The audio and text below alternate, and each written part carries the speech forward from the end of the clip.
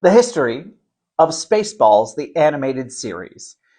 This week, director Mel Brooks, at 98 years old, announced that he was going to make a sequel to his 1987 film Spaceballs. Spaceballs 2, if you will.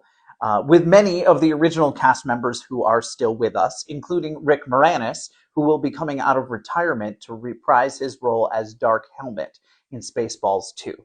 The announcement was sort of a parody in itself, making fun of franchise films, saying that there are tons of Star Wars films, TV shows, etc., but there's only one Spaceballs. That's not entirely true. Let's take a look. In 2007, Mel Brooks teamed up with G4, the video game television network, to create Spaceballs, the animated series. They announced it in 2007 at San Diego Comic-Con. It took until September 2008 for it to premiere on G4. It did not get wonderful reviews. It had 13 episodes. They created 13 episodes, which aired, all 13. It got very negative reviews all across the board. People saying that it wasn't up to Mel Brooks' humor, and there was also a saturation of parody movies at that time, like Not Another Teen Movie, or Epic Movie, or Scary Movie.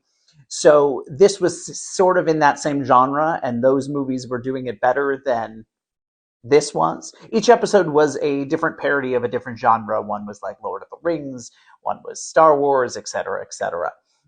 So the 13 aired, got very negative reviews. The animation style was also flash animation. So if you notice, you can check out clips on YouTube, but there are sort of paper doll-like movements, very stiff and not like normal animation that we are used to. So it got very bad reviews. G4 aired all 13 episodes, and that was the last we heard of it.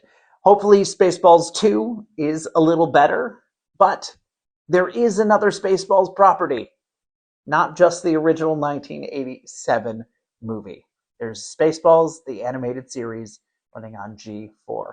And that is the history of Spaceballs, the animated series.